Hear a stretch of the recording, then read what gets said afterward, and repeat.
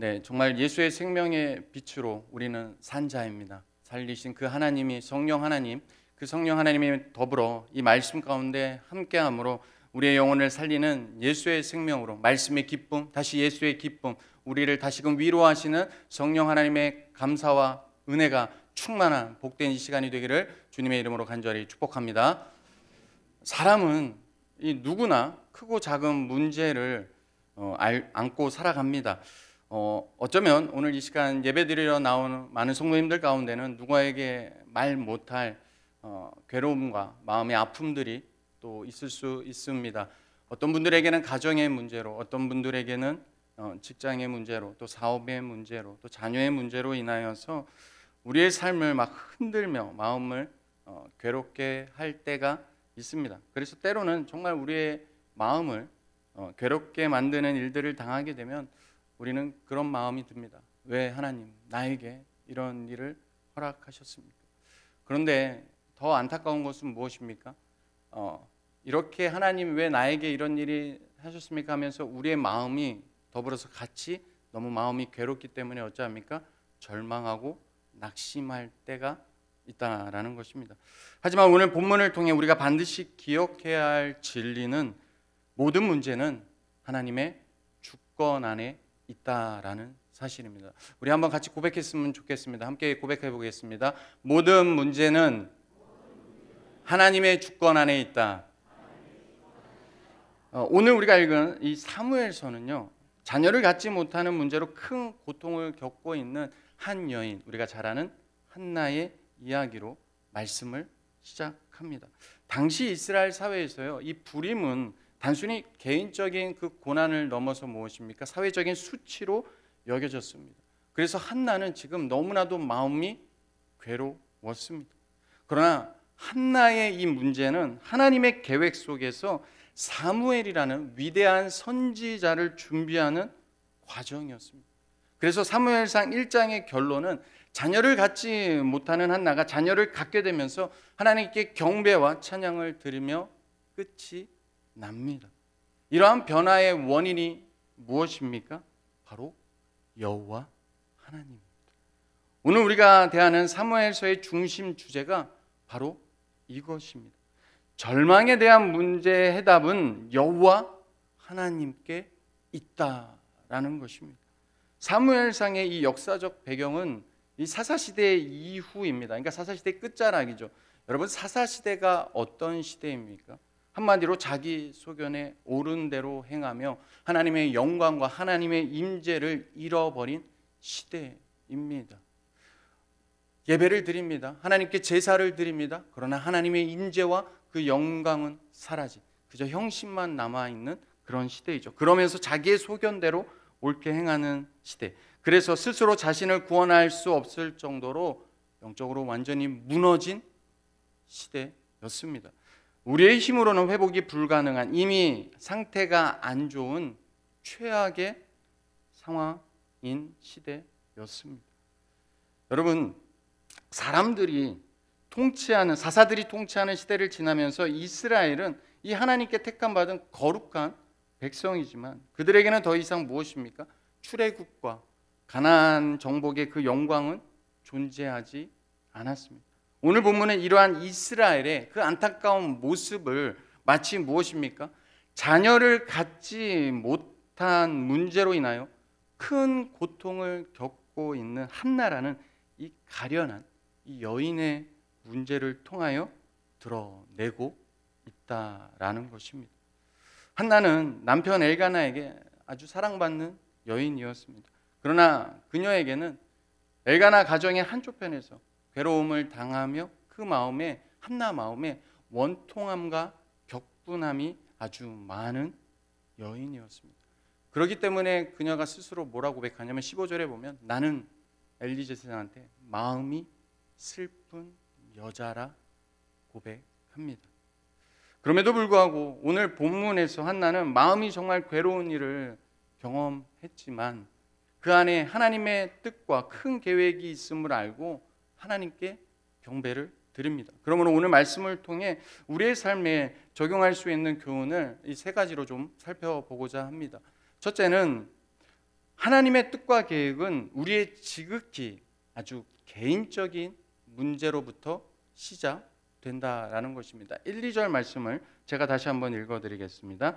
에브라임 산지 라마다임 소빔에 에브라임 사람 엘가나라 하는 사람이 있었으니 그는 여로함의 아들이요 엘리후의 손자요 도우의 증손이요 숲의 현손이더라. 그에게 두 아내가 있었으니 한 사람의 이름은 한나요 한 사람의 이름은 분인나라. 분인나에게는 자식이 있고 한나에게는 자식이 없었더라. 하나님께서 영적으로 타락한 이스라엘을 회복시키고 재건시키는 그 시작을 지금 사무엘서를 시작하면서 이루시는데, 그 사무엘서의 시작을 지금 어떻게 시작하냐면 한 가정의 이야기를 시작하는데, 특별히 그 한 가정의 누구입니까? 한 개인, 한나라는 여인의 그 문제로부터, 불임이라는 그것으로 인하여 고통당하고 있는 여인의 문제로부터 시작되고 있다라는 것입니다.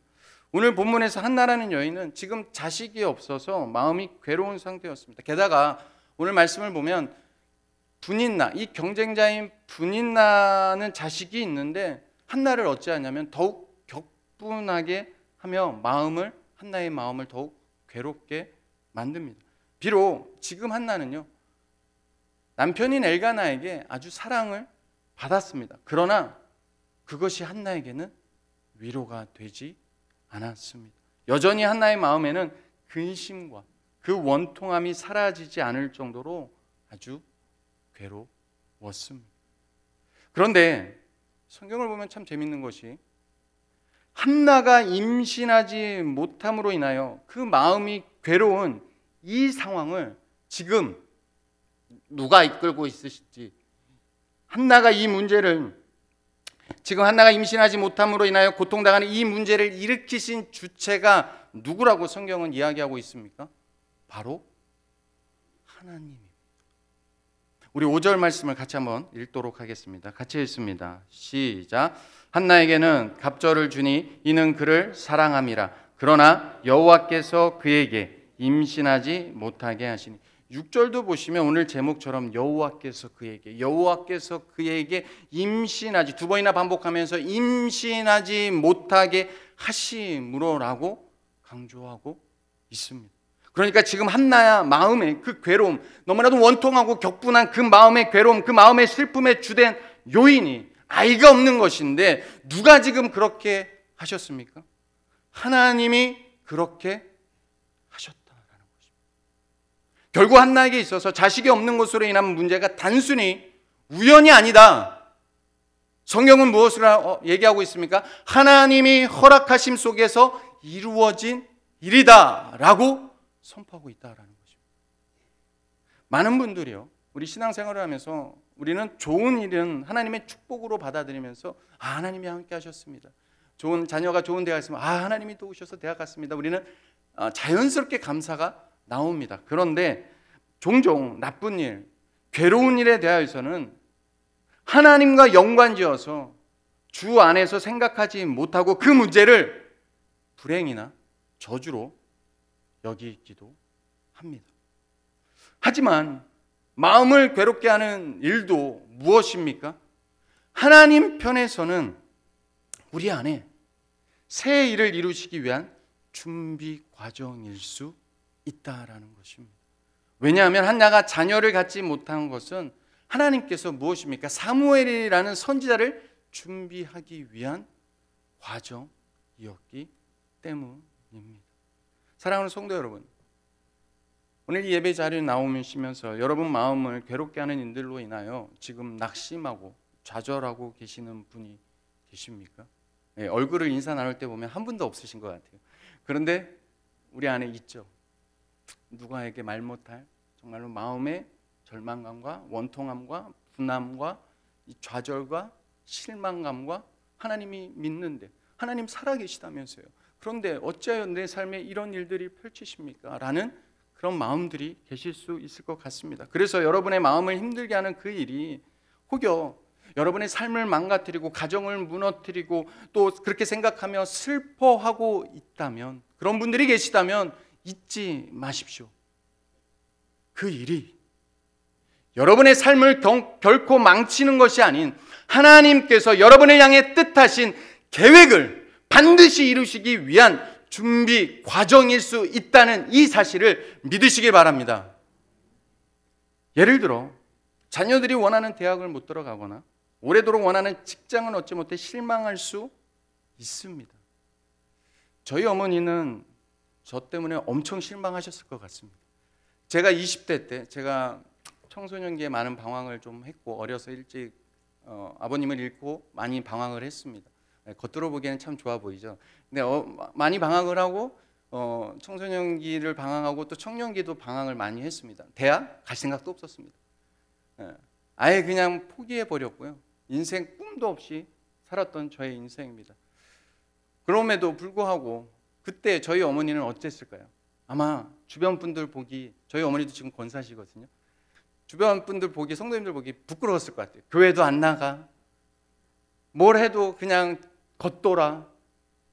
그럼에도 불구하고 제가 이 자리에까지 설 수 있는 이유는 무엇입니까? 저희 사랑하는 어머님의 기도가 있었기 때문에 제가 이 자리에 있는 줄 믿습니다. 그랬더니 여러분들 지금 혹여 자녀로 인하여 속상하신 분들 계십니까? 기도하십시오. 반드시 저희 어머니 저 지금 너무 행복해하고 계세요. 제가 목사라는 그 자체만으로 행복하고 계십니다. 그때는 힘들었지만 지금은 행복. 그 순간 우리는요 참 인간이 죄인이라는 게 연약하다는 게요. 우리는 내일 일을 모릅니다. 그래서 지금 현실에 일어난 그 결과만을 가지고 우리는 어찌합니까? 내일을, 미래를 예단합니다. 그래서 지금 현실, 대학이란 예를 들어볼까요? 대학을 좋은 학교 합격합니다. 그러면 미래가 보장될 거라고 우리는 기뻐합니다. 그런데 현실이 그렇습니까? 우리 솔직해 볼까요? 정말 그렇습니까? 그렇지 않다는 거예요. 내게 주어진 현실이 지금 내가 원하는 결과를 얻었는데 그래서 기뻐했는데 그것이 나의 미래를, 내 자녀의 미래를 보장하지 않더라는 것입니다. 단지 그 모든 과정 속 그렇기 때문에 우리가 우리의 삶의 절망과 내 뜻하지 않은 어려움 속에 있다면 그것이 무엇인가 마음을 괴로워하는 데 있다면 그것은 정말로 하나님께서 그 기간 동안 무엇입니까? 하나님이 우리를 향한 뜻과 그 계획을 이루기 위한 더 좋은 기회를 더 나은 기회를 준비하실 수 있는 준비 과정이 될 수 있다라는 것입니다. 그러므로 여러분의 마음을 괴롭게 하는 그 문제를 단순히 불행으로 저주로 여기지 마십시오. 그보다 마음이 괴로운 일을 겪고 계시다면 어찌해야 됩니까? 하나님께 모든 걸 맡기고 그 괴로운 마음을 가지고 하나님께 나아갈 수 있는 여러분이 되시기를 주님의 이름으로 축복합니다. 아멘. 아멘입니다. 정말. 문제 안에서 그렇기 때문에 두 번째로 우리가 살펴볼 것은 우리가 그 마음을 괴롭게 하는 그 문제 안에서 어찌합니까? 다시 일어서게 하시고 상황을 변화시키는 분은 우리가 아니라는 겁니다. 우리가 하나님께 맡길 수 있다는 건요, 우리의 문제를요, 우리의 힘으로 해결하려 하면요, 우리는요, 더 절망합니다. 저는 그랬던 것 같아요. 이 문제를 너무나도 마음이 스트레스를 받고 너무 힘들어요. 그런데 이 문제를 가지고요, 제 힘으로 어찌할로 바둥바둥 하잖아요? 그러면 더 제 멘탈이 나가고 제가 더 미치는 것 같아요. 답이 없더라고요. 근데 하나님께 맡기고, 오늘 담임 목사님 오전에 설교하셨는데, 하나님께 기도했다. 금요일날 얘기했네. 죄송합니다. 금요일날 하여튼 하나님께 기도하는 게 제일 행복하시다고 말씀하지 않았습니까? 정말 하나님께 맡기면 어찌합니까? 그 상황을 내가 바꾸는 게 아니라 누가 바꾸십니까? 상황을 변화시키는 분은 내가 아닙니다. 오직 하나님이심을 믿으시기 바랍니다. 그럼에도 불구하고 우리는 고통스러운 문제가 생기면 뭐부터 하냐면 그 해결할 생각을 먼저 하는데 어떻게 합니까? 어떻게 해결하려고 합니까? 먼저 세상적인 방법으로 그 방법을 먼저 찾습니다. 왜냐하면 치열한 경쟁 사회에서 뒤처지지 않으려면 그래야 한다고 누가 말합니까? 세상이 말하기 때문에. 세상이 말하고 주변 믿지 않는 사람들이 이러면 안 돼. 우리 자녀 지금 이렇게 얼마나 지금 봐봐 학원 안 다녀? 그래서 되겠어? 다른 애들 지금 이렇게 학원 다니는데 그래서 살아남을 수 있겠어? 이렇게 말하는 게 세상이라는 것이죠. 세상의 말을 기울이다 보면 무엇을 놓치게 됩니까? 그런데 마음을 힘들게 하는 그 문제 안에서 일하시는 하나님을 못 보고 괴로운 문제를 세상적인 방법으로 해결하려고 한다라는 것입니다. 저는 이 수성구 대치동이 여기 수성구가 죄송합니다. 온 지 얼마 안 돼서 이해해 주십시오. 이 수성구가 대치동 다음으로 정말로 뭐죠? 학군이 되게 높은 전국에서 여기 와서 들었어요. 아무런 정보 없이 왔거든요. 그냥 하나님의 기도하면서 게시판 보고 우리 대동교회 보고 나 교육하고 마음에 들어서 넣고 정보 없이 그냥 사전조사 없이 왔어요. 와서 들으니까 뭐냐? 정말 학군이 제일 높은 지역이래요. 그래서 그걸 어디서 저는 간접적으로 경험하고 직접적으로 하는 게 저희 아내인데 화요일 날 이제 저희 중학교 아이가 이제 중학교부터는 부모들이 직접 전학을 하려면요 이 교육청으로 발로 뛰어야 됩니다. 나라에서 해주는 게 아니라 초등학교까지 나라에서 했는데 중학교 이후부터는 부모가 교육청으로 뛰어야 됩니다. 저는 다시 한번 놀래 이 학군이 높다는 걸 경험했던 게 제가 초등학교를 맡고 저희 아내가 중학생을 맡았는데 와 이렇게 절차가 잘 돼 있는 전학 절차가 잘 돼 있는 곳을 못 봤어요. 제가 좀 나름 전학을 많이 애들 이동을 해봤는데 전학을 하려면 막 어디로 가야 돼요? 저쪽으로 가세요. 뭐 가세요? 막 이러거든요. 근데 가니까 알아서 탁탁 판매서 있고 가서 딱딱 써 있고 하는 거예요. 초등학교부터. 근데 중학교를 저희 아내가 맡았는데 갔더니 이제 막 이렇게 절차를 밟고 있는데 아주 친절한 그 한 어머니께서 여러 명이 있었다고 합니다. 근데 그 중에 한 아주 굳이 그러지 않으셔도 될 것 같은 아주 친절한 어머니께서 저희 아내에게 어디서 오셨어요? 뭐 그러면서 서울에서 왔어요. 네, 뭐 이렇게 하면서 어이구 여기 어떻게 하고요? 아무것도 모른다고 하니까 아주 친절하게 설명을 해주시는 거예요. 여기요, 어이구 여기 지금 중학생들 많이 전학 다니고요. 여기에서요 지금 저기 성적이 안 나오면 인문계를 못 가요.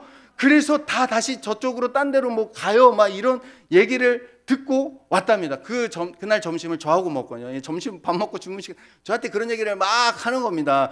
근데 저는 듣고 있었죠. 근데 아내의 마음이 정말 격양된 거예요. 그러면서 하는 말이 내가 멘탈이 나갔다고. 이 치열한 경제사에서 큰일 났다고. 우리 아들 어떡하냐고 큰일 났다고. 왜냐면 저희 아들이 얘기 안 할게요. 또 우리 아들 또 하거든요. 네, 여기까지만 하겠습니다. 지금 경쟁이 치열하고 저희 아들이 멘탈이 나갔다고 저한테 막 얘기를 하는 거예요. 그런 말을 막 듣고 있는데 제 안에서 어떤 마음이 들었냐면 아내에게 그런 말을 했습니다. 좀 이렇게 순화해서 얘기할게요. 제가 직접적으로 얘기했지만. 그래서 읽겠습니다. 보고 하나님을 믿는다고 하면서 도대체 믿음과 삶이 왜 하나가 되지 못하는 말을 하고 있어? 믿음과 삶이 너 하나님 믿는 거 아니야? 하나님 어디 계셔? 제가 그랬어요 진짜로. 그러니까 이걸 좀 순화하면 이겁니다. 믿는다고 하면서 삶을 별개로 생각하지 마. 하나님을 부르시고 택하실 때 하나님을 향한 뜻과 계획이 있어. 경쟁에서 이기는 것이 중요한 게 아니라 크리스찬은 뭐가 세계관 싸움이고 저는 정말로 세계관에 대해서 되게 지금 관심을 갖고 있거든요. 이 세계관 영적 싸움은 곧 무엇입니까? 세계관 싸움입니다. 경쟁에서 이기는 게 중요한 것이 아니라 하나님의 하나님을 향한 하나님의 그 비전을 어려서부터 발견하고 그 일을 위해 성실하게 하나님 앞에 정직하게 하루하루를 살아가면 돼. 그러면 반드시 하나님의 때가 되면 나 같은 자를 하나님이 지금 목사로 쓰시는 것처럼 하나님의 때가 되면 그를 사용하실 거야. 그러므로 지금 우리가 해야 될 건 뭐야? 뭐라고 했을 것 같습니까? 할렐루야. 기도할 때요. 왜냐하면 제가 이 말씀을 묵상하고 있었거든요. 본문을 말씀을 준비하면서 하나님 첫 설교인데 무엇을 가지고 설교해야 되겠습니까? 솔직한 마음으로는요. 제가 예전에 했던 설교가 많거든요. 그 중에서 그래도 베스트 잡고 해야겠습니다 했는데 우리 지금 리딩 지저스 성경 하더라고요. 그래서 마음에 하나님이 감동을 주시는 거예요. 성경 사무엘상 지금 읽으니까 거기 중에서 해. 근데 아무리 준비하다가 너무 힘들어요. 막 막혀요. 바쁘고 막 이걸 못 하겠어요. 그래서 중간에 솔직한 마음으로 기도하면서 하나님 저 그냥 옛날 걸 하면 안 될까요? 그래서 옛날 거 막 찾아봤어요. 그러다가 더 막히는 거예요. 그래서 하나님 알겠습니다. 그냥 사무엘서 다시 묵상할게요. 연구할게요. 그리고 이 말씀을 계속 묵상하고 있었거든요. 그래서 아내한테 얘기한 겁니다.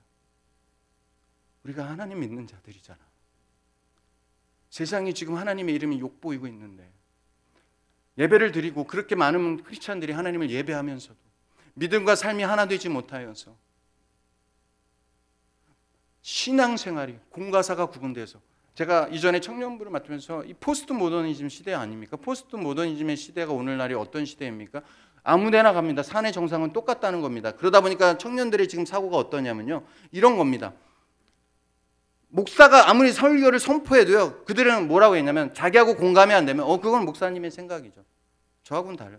왜 각자의 생각이 존중해 줘야지 왜 자꾸 일방적으로 너 목사님 말이 맞다고 저를 가스라이팅 하십니까? 제가 직접 들은 얘기예요. 진짜 요즘 젊은 애들 그래요. 왜 자꾸 저를 가스라이팅 하는 거예요? 제가 반문해서 내가 한 말 중에 가스라이팅이 있었니? 좀 그런 것도 있는 것 같아요. 그러니까 진리를 절대 기준이 사라지는, 무너지는 이 시대 속에 우리가 있다라는 것입니다. 그렇기 때문에 우리는 어찌해야 됩니까? 기도해야 됩니다. 부모가 기도할 때입니다. 사랑하는 성도 여러분, 한나를 보십시오. 자녀가 없음으로 인하여 분인나에게 괴롭힘을 당합니다. 그로 인하여 원통함과 격분함이 많게 되었음에도 불구하고 한나는 어찌합니까? 분인나를 이길 방법을 세상적인 방법으로 찾지 않았습니다. 그보다 어떻게 합니까? 마음이 괴로운 그 문제를 하나님께 가지고 나아갑니다. 왜냐하면 지금 누가 한나로 임신하지 못하게 하셨습니까? 바로 하나님입니다. 그러므로 스스로 해결할 수 없는 마음을 괴롭게 하는 문제를 하나님이 허락하신 것이라며 그 문제가 해결되지 않는다고 해서 나를 향한 하나님의 뜻과 계획이 절대 실패하지 않는다는 그 사실을 믿으시기 바랍니다. 이것을 믿을 때 우리는 하나님께 나의 그 괴로운 마음을 가지고 하나님께 다 쏟아낼 수 있습니다. 여러분 시편을 보십시오. 시편의 그 믿음의 사람들이 무엇입니까? 그 괴로운 마음을 가지고 하나님 앞에 쏟아내는 것입니다. 시편을 보면 많은 부분들이 있습니다. 막 하나님 앞에 하나님 어찌하든가 원망하고 토로합니다. 그러다 보니까 그 기도 가운데 뭐가 바뀝니까? 그 원망과 불평이 찬양과 감사와 기도로 바뀌게 됩니다. 사랑하는 여러분, 사랑하는 성도 여러분, 하나님께 마음 쏟아부으십시오. 세상에 쏟아부어봤자 아무 의미 없습니다. 하나님께 쏟아부어 하나님이 우리를 위로하시고 그 기도에 응답하여 주실 줄 믿습니다. 그러기에 한나는 자신의 마음을 괴롭게 하는 그 문제를 하나님께 나아가 지금 기도하며 통곡합니다. 그리고 중요한 서원을 합니다. 우리 10절, 11절 말씀 같이 한번 읽도록 하겠습니다. 같이 읽습니다. 시작. 한나가 마음이 괴로워서 통곡하며 서원하여 이르되 만군의 여호와여 만일 주의 여종을 고통을 돌보시고 나를 기억하사 주의 여종을 잊지 아니하시고 주의 여종에게 아들을 주시면 내가 그의 평생에 그를 여호와께 드리고 삭도를 그리의 머리에 되지 아니하겠나이다. 할렐루야. 참 갑작스럽습니다. 마음을 괴로움 쏟아부었거든요. 근데 갑자기 자식을 하나님 앞에 드립니다. 사랑하는 여러분, 한나는 자신을 임신하지 못하게 하신 여호와 하나님께 나아가 기도하며 그의 괴로운 심정을 통곡하며 토로합니다. 그런데 잘 보시면 이 오늘 우리가 읽은 10절, 11절 한나의 기도의 다음에 기도에 대한 응답이 몇 절에서 나오냐면 19절과 20절에 나옵니다. 그래서 어떻게 보면 이 기도를 하고 그 응답이 바로 19절, 20절이 자연스럽게 오는 게 훨씬 더 문맥상 자연스러워 보입니다. 하지만 성경은 이 사이에 한나 기도와 그 응답 사이에 누구를 등장시키냐면 당시에 타락한 영적으로 무감각해진 엘리 제사장을 등장시키십니다. 그리고 엘리와 한나의 대화를 다루고 있습니다. 이 대화의 내용을 보면 여전히 한나의 마음은 하나님 앞에 다 쏟아부었습니다. 쏟아부었음에도 여전히 무엇입니까? 마음에 괴로움이 있습니다. 마음이 슬픈 상태입니다. 그 괴로운 마음을 가지고 하나님께 자신의 심정을 고백합니다. 어느 정도 슬펐냐면 엘리 제사장이 지금 술 취한 것으로 오해할 정도로 마음이 슬펐습니다. 물론 상황을 제대로 파악하지 못하고 지금 엘리 제사장이 술 취했다고 착각하는 그 영적인 무감각을 나타내기도 합니다. 그러나 성경은 이것을 뭐냐면 부차적인 것입니다. 중요한 것은 지금 한나의 마음이 너무 슬프다는 것입니다. 우리 식으로 말하면 마음이 너무 힘든 겁니다.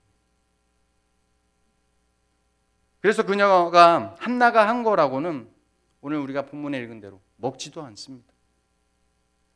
여러분 생각해 보십시오. 마음이 괴로운데 입맛이 있겠습니까? 금식한지 아닌지 정확히 모르겠습니다. 그러나 입맛이 있겠습니까? 마음이 괴로운데. 그래서 그 고통과 슬픔 가운데 하나는 하나님께 자신을 기억하여 주실 것을 간구하는 것뿐이었습니다. 마음이 힘들 때 하나님 앞에 뭘 구하냐? 자신을 기억하여 주옵소서. 자신이 오해한 것을, 그리고 나서 엘리 제사장이 자신이 오해한 것을 알고 엘리 제사장이 이렇게 말합니다. 17절입니다. 이르되 평안히 가라. 이스라엘의 하나님이 내가 기도하여 구한 것을 허락하시기를 원하노라. 그리고 엘리 제사장이 축복의 말을 듣고 한나가 돌아갑니다. 집으로 돌아가 먹고 다시는 얼굴에 근심빛이 없게 됩니다. 여기서 우리는 단순히 한나의 기도만을 보면 안 됩니다. 지금 엘리와 한나의 대화의 그 중심에 누가 계셨습니까? 여호와 하나님이 함께 하셨다는 것입니다. 한나는 자신의 원통함을 하나님께 내어 놓았습니다. 엘리는 하나님께 한나가 간구한 기도를 허락하시기를 구하였습니다. 성경은 마음이 괴로운 한나의 기도를 하나님이 들으셨다라고, 하나님이 생각했다고 말하고 있습니다. 우리 19절 말씀 제가 읽어드리겠습니다. 그들이 아침에 일찍 일어나 여호와 앞에 경배하고 돌아가 라마의 자기 집에 이르니 엘가나가 그의 아내와 한나와 동참하매, 우리 같이 읽겠습니다. 여호와께서 그를 생각하신지라. 여기서 생각하다라는 원문이 자칼입니다. 그러니까 한마디로 그 뜻이 기억하다라는 것입니다. 하나님께서 당신의 백성을 무엇입니까? 기억하고 있다라는 것입니다. 하나님께서는 자신을 잊지 않고 기억하기를 간구했던 그 한나의 기도에 응답하심으로 한나의 삶에 지금 개입하고 계십니다. 자식이 없어 절망 가운데 거하던 그녀에게 자녀를 그리고 허락하셨습니다. 그리고 20절입니다. 제가 읽겠습니다. 한나가 임신하고 때가 이름에 아들을 낳아 사무엘이라 이름하였으니 이는 내가 여호와께 그를 구하였다 함이더라. 지금 상황이 어떻게 되었습니까? 완전히 바뀌었습니다. 술 취한 것으로 오해를 받은 만큼 슬픔과 고통으로 가득하여 마음이 괴로웠던 한나가 이제는 기쁨으로 하나님께 나아가게 됩니다. 사랑하는 성도 여러분, 누가 한나의 상황을 변화시켰습니까? 여호와 하나님이십니다. 한나로 임신하지 못하게 하신 하나님께서 지금은 한나의 상황을 완전히 바꾸어 주셨습니다. 사무엘서를 시작하면서 마음이 괴롭고 슬픈 한 여인의 이야기의 그 해결자로 누가 중심에 서 계십니까? 바로 여호와 하나님이십니다. 괴로움의 원인이 하나님이었기에 우리는 그 하나님에게서 무엇을 찾아야 합니까? 희망을 찾아야 합니다. 왜냐하면 한나가 다시 회복하고 일어설 수 있는 힘이 한나에게서 나오지 않았기 때문입니다. 오늘 본문을 이해할 때 이 한나의 기도에 초점을 맞추고 기도에 대한 교훈을 많이 얻기도 합니다. 열심히 기도해서 그 얼굴에 근심빈이 사라지게 된 것처럼 힘써 하나님을 의심하지 말고 기도해야 한다. 그럴 때 우리가 하나님 앞에 은혜를 받고 근심의 빛이 사라지게 될 거다. 물론 이러한 적용, 기도에 대한 적용으로 아주 적절할 수 있습니다. 하지만 본문의 중심 메시지와는 전혀 상관이 없습니다. 사무엘서의 시작은 무너진 자리에서, 우리의 자리에서 사무엘서 전체 핵심은 새 일을 이루시는 분은 오직 우리가 아닌 하나님께 있다라는 것을 말씀하고 있기 때문입니다. 무너진 이스라엘을 다시 일으키시고 회복시키시는 분이 여호와 하나님이심을 믿으시기 바랍니다. 2025년 대동교회 하나님께서 또한 새로운 부흥의 역사를 이루실 줄 믿습니다. 예배가 살아있는 교회로, 성교에 최선을 다하는 교회로, 사람을 키우고 영육을 치유하는 교회로, 더 나아가서 서로 나누고 섬기는 행복한 교회로 부흥을 이루시는 분은 오직 여호와 하나님이신 줄 믿으시기 바랍니다. 지금 한나는 그 아버지 하나님의 마음을 안 것입니다. 그래서 그 기도 중에 무엇입니까? 마음의 괴롭과 아버지 함께 기도하다 보니까 이제 무엇입니까? 새 일을 이루시는 분은 내가 아니구나, 하나님이시구나. 그 하나님의 마음을 알고 그 아들을 주께 드린 것입니다. 그런데 한나가 아들을 하나님께 드린 것은 사실 여러분 하나님이 요구하신 것이 아닙니다. 그럼에도 불구하고 한나는 하나님께 아들을 드렸습니다. 왜냐하면 이것이 바로 예수 그리스도를 나타내는 표준이기 때문입니다. 하나님께서 자신의 아들을 무엇입니까? 먼저 우리에게 십자가에 내어주시면서까지 우리를 향한 하나님의 사랑을 확증해 주셨습니다. 로마서 5장 8절입니다. 우리 한번 같이 읽어보겠습니다. 시작. 우리가 아직 죄인 되었을 때 그리스도께서 우리를 위하여 죽으심으로 하나님께서 우리에 대한 자기의 사랑을 확증하셨느니라. 하나님은요, 우리가 죄인 되었을 때, 우리가 하나님과 원수 되었을 때 먼저 우리를 사랑하시고 그 아들을 내어주시면서까지 우리에 대한 사랑을 확증하셨습니다. 로마서 8장 32절 또 한번 같이 읽겠습니다. 시작. 자기 아들을 아끼지 아니하시고 우리 모든 사람을 위하여 내주시니가 어찌 그 아들과 함께 모든 것을 우리에게 주시지 아니하겠느냐. 할렐루야.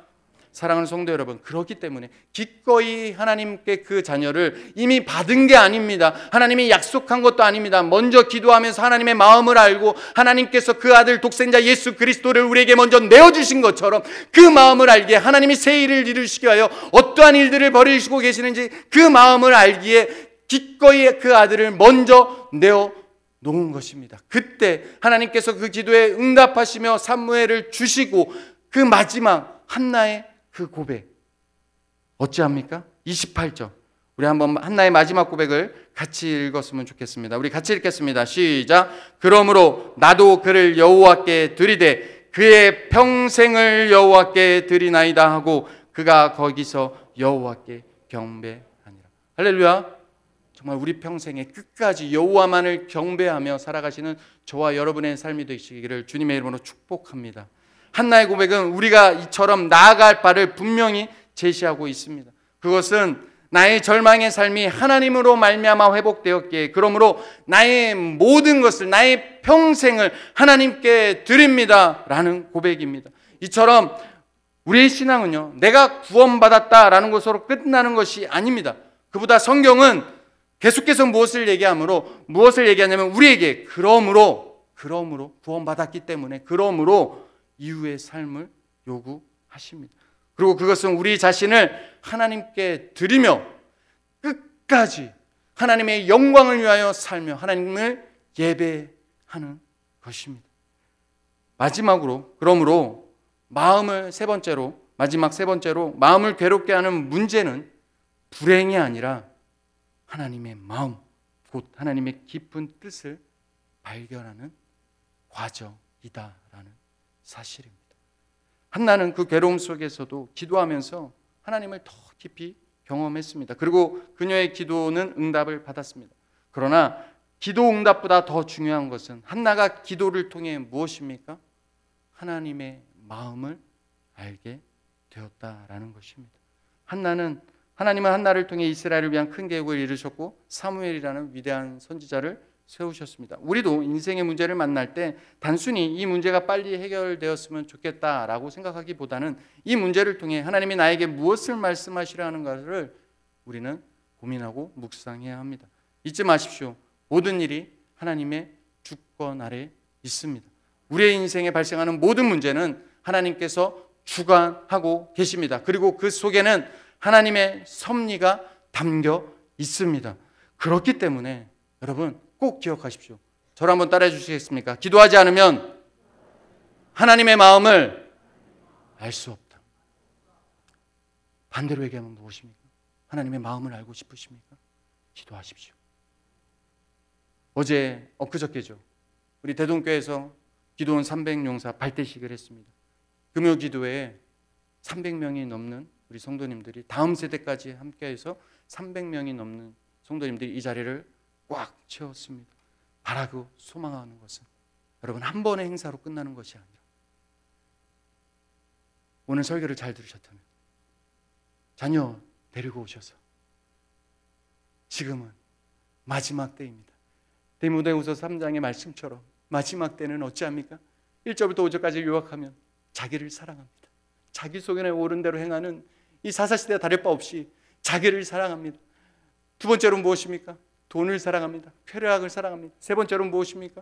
경건의 모양은 있는데 경건의 능력을 부인하는 이 시대 속에서 이 치열한 경쟁 사회 속에서 아이들이 세상 속에 또 여러분들도 세상 속에 나아갑니다. 어떻게 이 세상을 이기시겠습니까? 여러분의 있는 마음을 괴롭게 하는 문제들을 어떻게 지금까지는 이기시며 헤쳐나가셨습니까? 우리가 이 마지막 때 무엇을 더욱 힘써야 됩니까? 기도할 때입니다. 더 기도할 때임을 믿으시고 하나님의 그 은혜를 사모함으로 정말로 금요 기도의 자리 가운데 300용사뿐만 아니라 모든 성도님들이 이 자리에 가득 채워서 정말로 금요 기도의 밤이 성령, 우리가 기도할 때 성령님이 임재하심으로 오순절 다락방의 역사가 우리 대동교회에게 다시금 성령으로 충만한 그 놀라운 일들이 이루어지기를 주님의 이름으로 간절히 축복합니다. 아멘 하셨습니다. 여기에 있는 분 다 오시는 겁니다. 여기 오는 분 다 오셔도 300명 넘을 것 같습니다. 아멘 하셨습니다. 우리의 고난과 기도는 꼭 기억하십시오. 절대 헛되지 않습니다. 하나님이 사용하시는 귀한 과정이 될 것입니다. 말씀을 맺겠습니다. 문제가 있을 때 사람에게 하소연하기보다 먼저 하나님께 가져가야 합니다. 고통 중에 다시 일어나게 하시고 상황을 변화시키는 분은 오직 하나님이십니다. 문제 해결 자체보다 중요한 것은 하나님을 기도함으로 하나님을 마음을 더 깊이 알아가는 것입니다. 마음을 괴롭게 하는 문제는 불행이 아니라 하나님의 뜻과 계획을 발견하는 과정임을 믿으시기 바랍니다. 우리의 모든 문제는 하나님의 주권 안에 있습니다. 그러므로 여러분의 마음을 괴롭게 하는 그 문제를 불행으로 여기지 말고 그것을 통해 하나님의 마음을 더 깊이 알아가는 기회로 삼고 주님께 괴로운 마음을 다 쏟아내십시오. 그렇게 할 때 우리는 주 안에서 참된 승리를 경험하게 될 것입니다. 기도하겠습니다.